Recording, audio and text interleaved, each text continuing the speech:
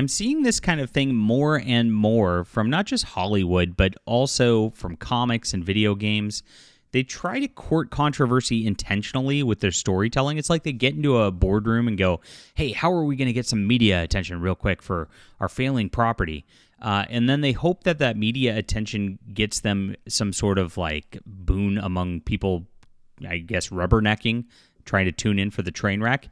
And it is a train wreck. I mean, doing something like this, which is clearly a bastardization of J.R.R. Tolkien's lore in Lord of the Rings, having Elrond and Galadriel in this like really ridiculous pseudo relationship is insulting to all the fans, and they know it, and they're actually actively going out there saying we knew it going in. So this is how cynical these people are in Hollywood. We're going to cover this and kind of go over some examples of just how this happens pretty regularly. I think at this point, they can't just do what's right to the lore. They can't respect things anymore. They have to make everything their own. And then they have to, know going in that the fans are not going to like this kind of thing. And so they have one option, and that's controversy marketing. It's really sad. All right.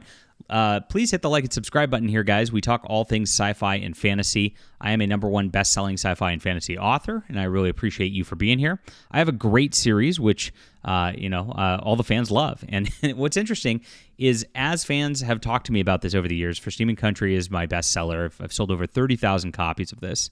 And they tell me kind of what they're interested in. And, hey, I'd like you to explore more of this. I enjoy this. I love getting emails like that. Because it's invaluable feedback. It's quite the opposite of how like these Hollywood writers or whatnot treat the real fans.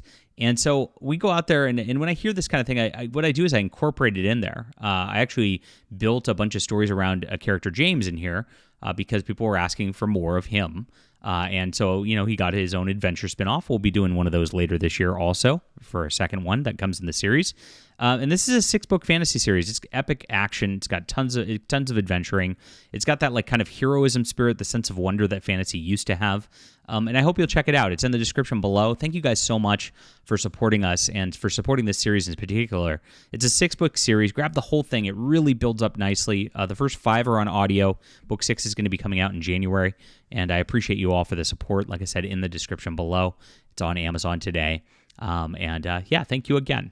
Okay, so actor Robert Aramayo, who plays Elrond in Lord of the Rings, Rings of Power, recently chimed in that the intention behind a scene showing his character kissing Galadriel was, quote, the controversy. That's right, the intention behind it was creating controversy.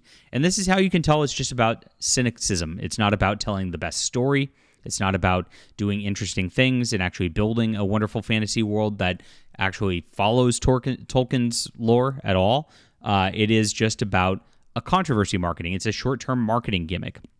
I first noticed companies starting to do this back around when Marvel Comics had their Civil War, which eventually ended up a movie, event going on in the mid-2000s. Now, this is for the comic books.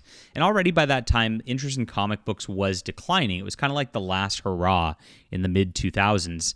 And Civil War was a very polarizing event because you actually had Iron Man and Captain America pitted against each other in like a very political way, not like exactly, I'd say, reminiscent of American politics, but in a way where it's like you better choose your character here for the next like 12 months because whose side you're on is going to be right or wrong. And they tried to amp that up. And I saw them talking about it. They went on the Stephen Colbert show at the time, even talking about this. Joe Quesada from Marvel Comics did. And they amped up the controversial elements of it. And they're like, oh, somebody's going to die and you're not going to like it. And that's just to get people tuning in on a short-term level.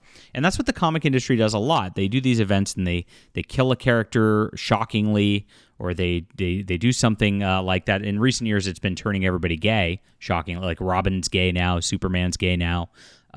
In order to try to get some like quick speculators buying the stuff, just to try to drum up sales in the short term. And what it does is it pisses off long-term fans.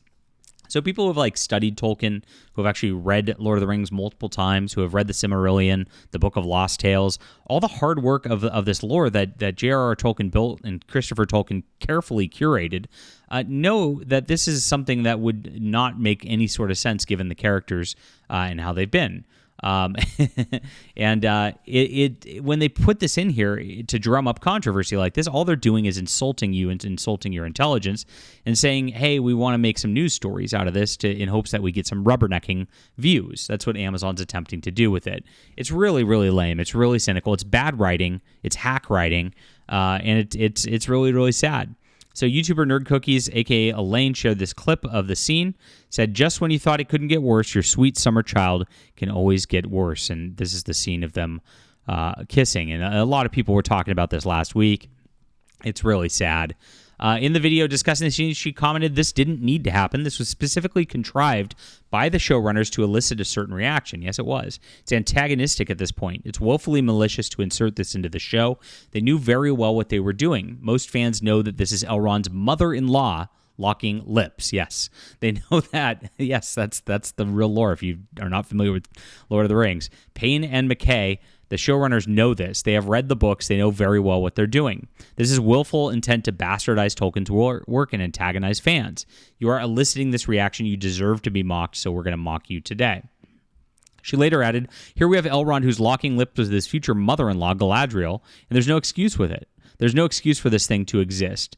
And then she explained the lead-up. Elrond and the Elven Force are going into Eregion to battle, and they stop, I guess, the Force once they see that Adar and then the Orc army have Galadriel captive. So they stop, and I guess they're going to negotiate for Galadriel. They're going to forget the fact that Eregion has been under siege for weeks, I guess, and everyone just stops there once in a while. Once a Galadriel is unveiled, and I guess this indicates they're going to enter negotiations before the battle actually happens. Obviously, it's going to fail. The Adar plans to execute Galadriel, and Elrond asks to say goodbye, and then gives her the kiss. They're trying to justify this moment, saying it wasn't romantic. I saw this on Twitter last week, and I'm like, what? That it was a chaste kiss, but it was a kiss on the mouth. I mean, it's like, again, it doesn't make any sense. The entire setup there is romantic, epic music swelling. He lingers. This moment lasts forever. They linger in the moment. So it's a complete lie how they sold this. Although prior to this kiss, Elrond takes off his leaf pin and his cape, goes over to Galadriel, and then they have this moment where he gives her the pin. So they're saying, oh, well, that was just to distract from him giving her the pin so she can later free herself. Except that's not how a distraction works. You would have had to have passed the pin while they were kissing for it to serve as a distraction. But it occurred after they kissed quite a while, and then he passed it to her. I could see this plain as day from the perspective of Adar and see these orcs watching. So, yeah, it's a really weird thing that they're pushing on that, trying to lie about it, because they knew it was going to be controversial, and then they have to gaslight you about it at the same time so that you feel like your criticism of it is invalid. That's kind of how they work on these sort of things. But this is what he says when he attempts to justify it. He says, considering Elrond uses the kiss as a tactical ploy, he gives Galadriel a sigil pin during the smooch so she can free herself from handcuffs and gain chains later in the episodes. Some sections of Lord of the Rings global fan base can see the reasoning behind this decision. He concurred that's definitely his motivation. It's also a really heightened moment because Elrond thinks it's the last time they're ever going to see her, so it's emotional as well. He then declared, but the intention behind it is exactly that, the controversy. And this is where it gets cynical. You can see it right there. So it's like he explains it. It's such a weird way of gaslighting. He explains it in a way that's like, hey, this is all perfectly normal. You're insane for thinking that it was anything other than like a tactical ploy. But then he immediately in the next breath says, no, we did this intentionally for the controversy. So, which is it? It can't be both. If you didn't do it intentionally for the controversy and you're explaining it away in a way that isn't, then you didn't do it for the controversy, clearly. But if you did do it for the controversy, then your explanation prior to this is invalid and you're lying. And that's how they treat the fans. They treat the fans like we're stupid. And that's exactly why Rings of Power is failing so badly. He says the last thing you would expect for him to do in that moment. Yes, it is, because it doesn't make sense with the character.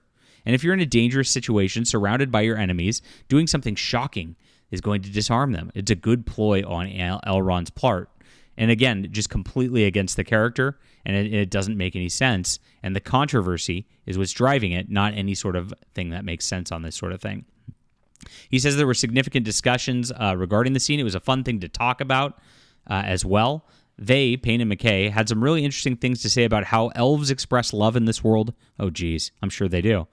We've had some really fascinating conversations about that throughout, so it really was an interesting thing to do on the day. So Benjamin Walker, who plays Gil Galad, attempted another argument, telling the outlet it's also a life or death situation for Elrond. It's a Hail Mary pass, but it's an imposition of our viewership being human that we impose our interpretation of what a kiss means for another species, albeit a fictional and immortal one. This is such a bizarre thing. Like, we can impose what we believe things are happening with. It's written by humans. Like, so what the intention of it was. And the intention was that it was controversial, and it's just cynical, and they just do not care about the fans. They want the fans outraged because at least you're talking about it. It's the old Kanye West way of marketing here in a lot of ways. And this is just a wrong thing to do for Lord of the Rings. All right, leave a comment down below with what you think about this. Hit the like and subscribe button, and please check out For Steam and Country and its sequels. The entire series is awesome, guys. The Adventures of Baron von Monocle. Grab it today. All 6 books and more coming soon. Thank you so much for being there.